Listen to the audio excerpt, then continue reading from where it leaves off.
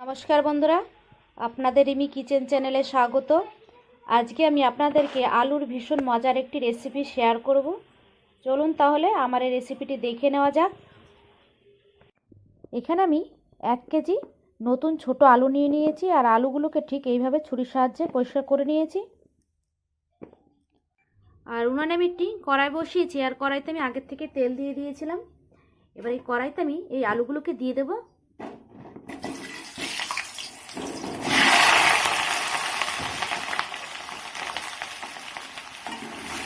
এবার এই আলুগুলোকে লাল করে ভেজে নেব।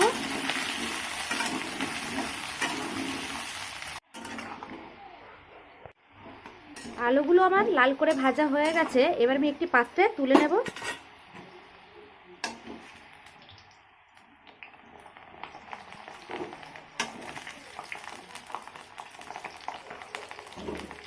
সব আলুগুলোকে আমি তুলে নিয়েছি, আর এর মধ্যে আমি আর কোনো তেল ব্যবহার করব না, যেহেতু আমি প্রথমে তেলটা বেশি পরিমাণে দিয়ে আলুগুলোকে ভেজে নিয়েছি। এবার এই তেলের মধ্যে দিয়ে দেবো আমি তেজপাতা। এবার দিয়ে দেবো আমি গোটা জিরা। এখানে আমি সামান্য পরিমাণে গোটা জিরা দিয়ে দিয়েছি। আর দিয়ে দেবো একটি দারচিনি, আর 3 টুকরো এলাচ।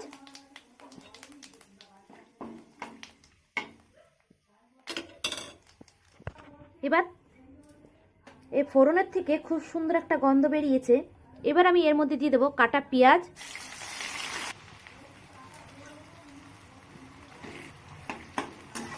এখানে আমি বড় মাপের একটি পেঁয়াজকে টুকরো করে কেটে নিয়েছি। এই পেঁয়াজটাকে আমি হালকা করে ভেজে নেব, যাতে পেঁয়াজের গা থেকে কাঁচা গন্ধটা বাইরে বেরিয়ে আসে। পেঁয়াজটাকে আমি হালকা করে ভেজে নিয়েছি। এবার এর মধ্যে দিয়ে দেবো আমি রসুন বাটা, আর এখানে আমি 1 টেবিল চামচের মতো রসুন বেটে নিয়েছি।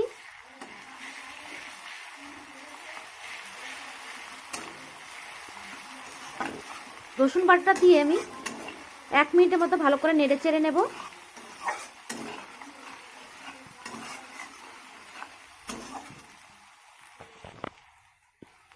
এবার দিয়ে দেবো আমি 1 টেবিল চামচের মতো আদা বাটা।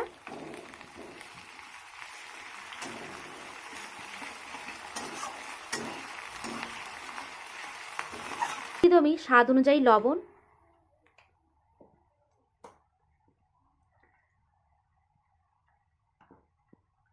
রঙের জন্য দিয়ে দেবো হলুদ।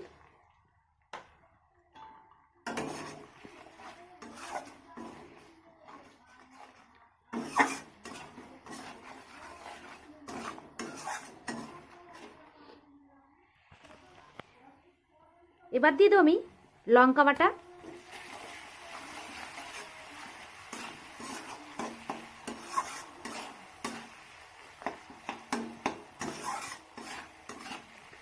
মশলাটাকে এবার কষিয়ে নেব, যেহেতু তার জন্য আমি উনানের আঁচটাকে কম করে রাখবো। এবার দিয়ে দেবো আমি টমেটো বাটা। এখানে আমি একটি ছোট মাপের টমেটোকে আগের থেকে পেস্ট করে নিয়েছি।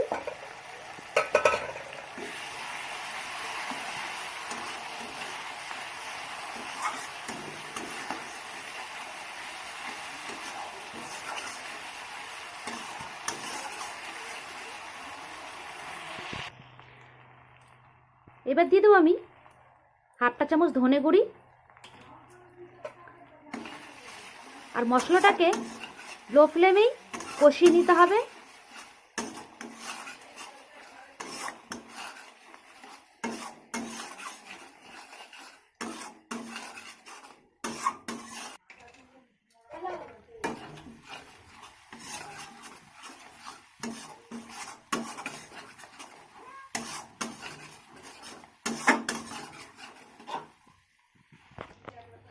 জিরার গুঁড়িটা দেওয়ার পরে দিয়ে দেবো আমি লঙ্কার গুঁড়ি।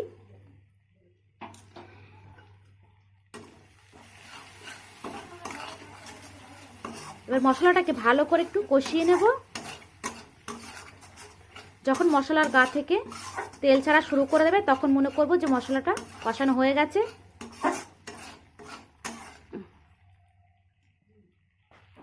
মশলাটা আমার কষানো হয়ে গেছে, আর মশলার গা থেকে তেল ছাড়া শুরু করে দিয়েছে। এবার আমি দিয়ে দেবো সে ভেজে রাখা আলুগুলো।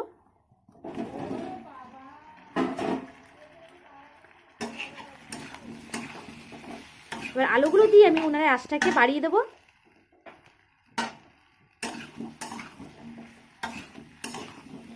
উনানের আঁচটাকে বাড়িয়ে আলুর সঙ্গে ভালো করে মশলাটাকে মিশিয়ে নেব। যেহেতু আমি এখানে গুঁড়ো মশলা ব্যবহার করেছি, তাই বেশিক্ষণ উনানের আঁচটাকে বাড়িয়ে রাখা যাবে না। মশলাটা আলুর সঙ্গে মেখে গেলেই আমি জল দিয়ে দেব। আমার মশলাটা আলুর সঙ্গে মেখে গেছে, এবার আমি জলটা দিয়ে দেব।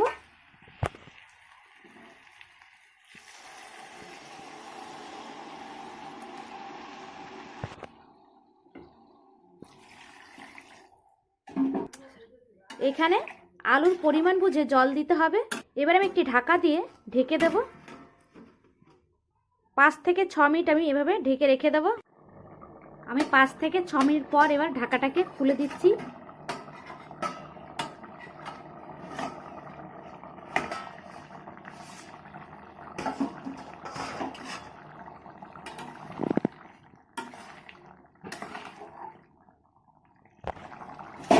ঢাকাটাকে খুলে এবার ভালো করে একটু নেড়ে চেড়ে নিয়ে এবার দিয়ে দেবো আমি গরম মশলা।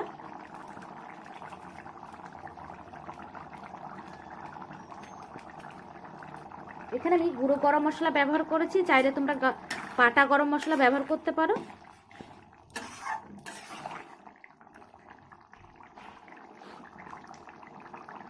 দেখতে পাচ্ছ আমার আলুগুলো পুরো সেদ্ধ হয়ে গেছে। গরম মশলাটা দেওয়ার পরে এবার আমি দিয়ে দেবো ঘি।